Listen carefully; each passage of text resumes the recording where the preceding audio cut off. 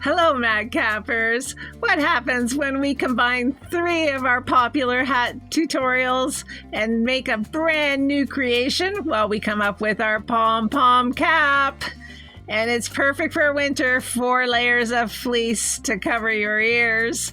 Now, it combines the cuff technique that we learned in the Winter Canada cap, where we sew on the visor and the cuff as one segment onto the body of the hat and cover up that seam underneath the cuff on the outside of the hat, meaning it's nice and smooth and comfortable on the inside, just like this pom-pom tube with the deep cuff that rolls up.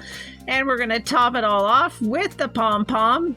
And we're going to use the visor from our winter headband with visor project. So all that will be on our website as a free download. I'll put together a sheet that tells you the measurements that I'm suggesting or that I use in this video and how to come up with your own measurements. And I'm just going to quickly revisit taking a segment of how to make a pom-pom from that pom-pom toque video that was earlier last year. So we start off with a generous fit. 2 rectangles of fleece, one that's longer for the body that's going to get folded in half. I use 17 inches or 43 centimeters on my body, but you might want to make it a little bit deeper because that fits very close to the head. So I would recommend maybe going up to 18 or 19 inches. And then the cuff is 6 inches deep. And I'm cutting it 23.5 inches or 60 centimeters long, just like our hat body. And you can revisit our video on how to make a fabulous pom-pom already on the channel. And here's some of our pom-pom ingredients that we will revisit later on in the video when we make a pom-pom again. Use a nice plush faux fur for your pom-pom. There are some directions on making a fleece pom-pom in the kids pom-pom hat video that's on our channel as well. And the nice thing about making up our pattern is that we can adjust some of the things. So if you have long hair and you want a ponytail hat, add a shock cord and a toggle to the top, and you have an opening that you can open and close as you see fit. And if you want to wear it closed, you can always add the pom-pom. And here I'm showing you how my hair goes out the back. I'm going to make the pom-pom hat without that adjusting channel for now, but I'm just showing you that you can do that, and look at how lovely it is on the inside. There isn't a seam to bother your forehead or your ears. Everything is on the outside underneath that cuff, and it's perfect. So if you want to add a pom-pom to your ponytail hat finish, you can still do that.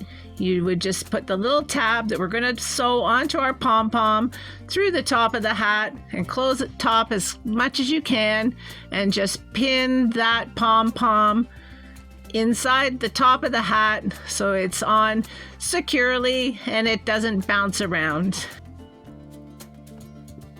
So the first thing that we need to do is we need to cut our fleece fabric. I'm using a good quality polar fleece fabric in a very popular red and black buffalo check. And I'm using the same color for both pieces, but if you wanted to add some contrast, you could use a solid color for one piece and a printed color for the other. And I did offset the pattern on the 2 printed pieces so that they won't match up completely when they're lying beside each other. And for my visor, I'm going to cut it on an angle on a bias so that I have an interesting diagonal print that's showing on the top outside piece of my visor when it's all finished. And I've traced the outline of my visor onto a piece of extra firm sew-in stabilizer. And I'm going to sew it onto the wrong side of the top of my visor, and I'm going to sew all the way around so I have a sewn outline that I'm going to see on the right side. And of course I can see the outline on the wrong side because that's where I'm sewing now.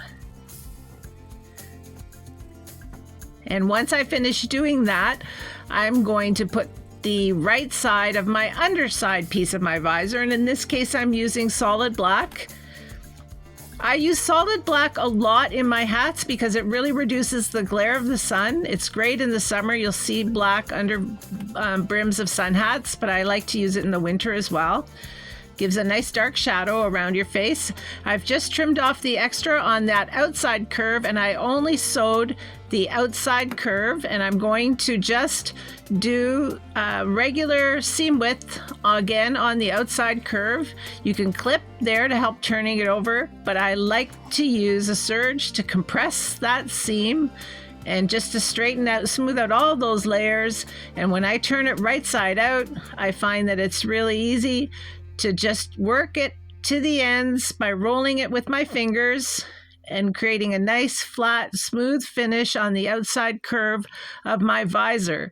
And you want to have the same amount of your top fabric and the same amount of your bottom fabric meeting exactly in the middle at the outside edge. And you can see I've left that inside curve open still while I do this. And I'll just pin it into place and clip it into place. And the plan is now to close up that inside curve and to trim all that extra fabric away from that seam that I'm just making now.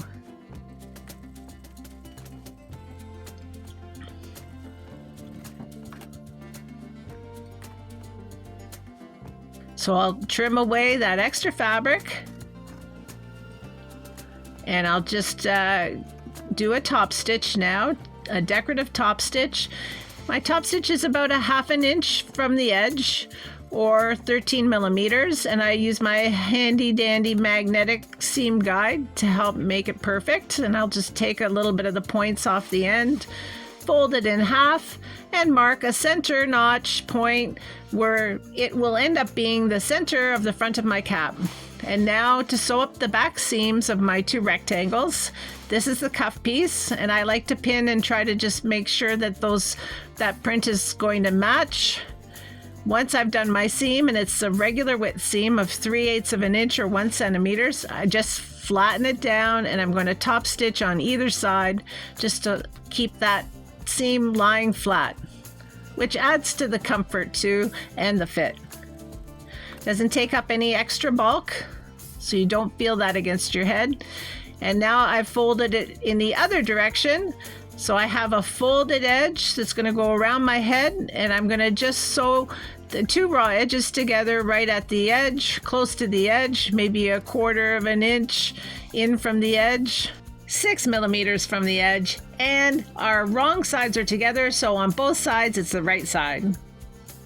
And now I'm just putting the right sides together, so you want to pick which side of that folded cuff you want to be visible from the outside, and that's your right side. And I'll just pin that visor in place. I did cut a center notch too around my folded piece. I forgot to mention that. So I've matched my notches, and I'm going around, and just again close to the edge, I'm sewing the visor to my folded cuff. And now I have a piece of my hat done, the piece that is the outside cuff and the visor. Now to work on the hat body. So we have a stretchy direction, and they end at that back seam because that's the part that's going around our head. So I'm just doing a couple of pins to hold that pattern in place as I sew with my regular seam width of 3/8 of an inch or 1 centimeter all the way down that 17-inch length or 43 centimeter length. And now I'm top stitching that seam flat. And I'll tell you folks that if you want a loose fit for this hat, just add another inch to the depth of your piece, and that'll give you another 1/2 inch of depth, which will really make a big difference. It will let you pull this down over your ears, or just feel like it's got a bit of space between the top of your head and the top of the hat. You can always easily remove the cuff section and trim off a little bit if you find that that is too deep. So I'm just spacing out the fold now that's going to actually be at the top of this hat, and I'm just going to check and see which side I want to be showing on the outside and which side is going to be on the inside, and I'll just pin it in place, and then I'm going to just sew those 2 raw edges together all the way around to make that tube, lining up the back seam. And when I'm finished, I'll turn it over and do a casing on the other side a seam on the other side, on the folded edge, that we will use for putting our elastic through and gathering up our top. And now I'm going to do a back stitch over that back seam on this folded side.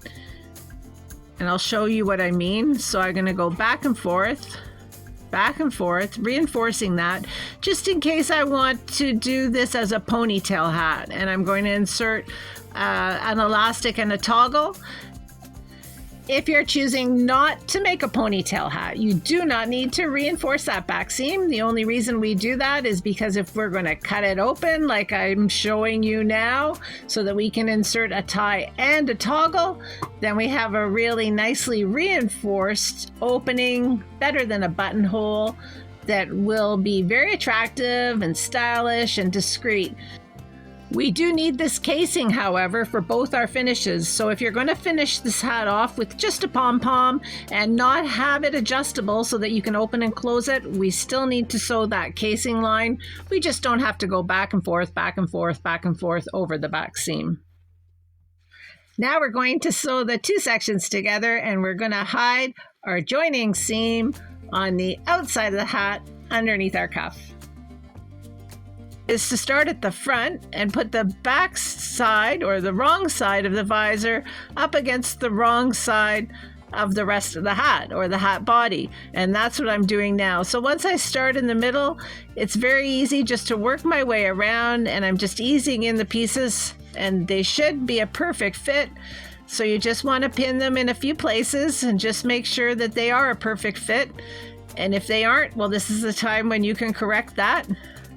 But as we sew them together, we'll ease in the two pieces, and we're going to sew these two pieces together, these two sections together, with our regular seam width, which for me, again, is a 3/8 of an inch seam or 1 centimeter. If you use a bigger seam width than I do, then yes, you probably will want to cut these pieces longer and wider and deeper than I have cut them.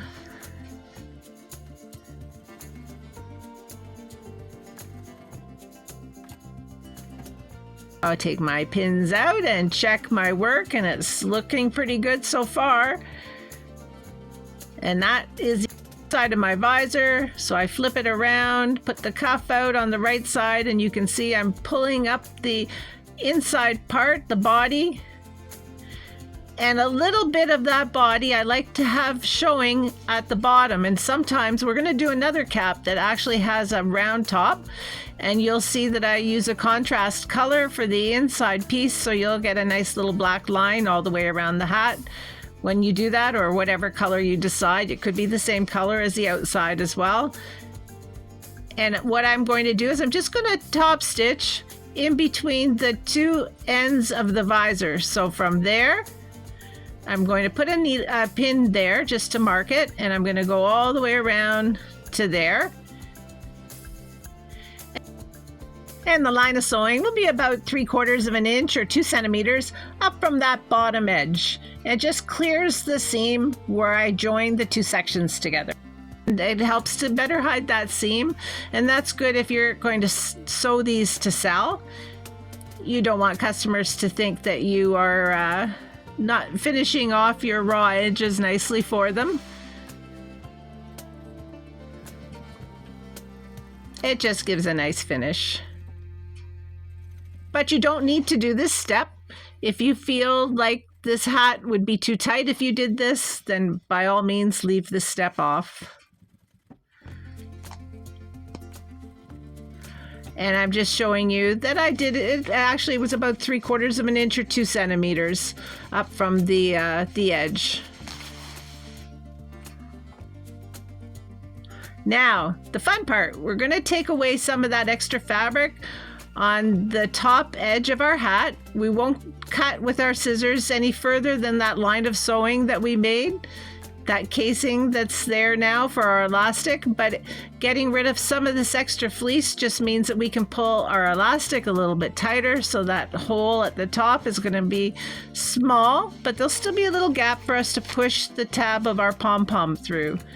And I'm just using my bodkin to thread my elastic. Now I'm not putting a toggle on this elastic, so I'm using a flat, narrow elastic. This one is 1/8 of an inch or 3 millimeters. It's very strong.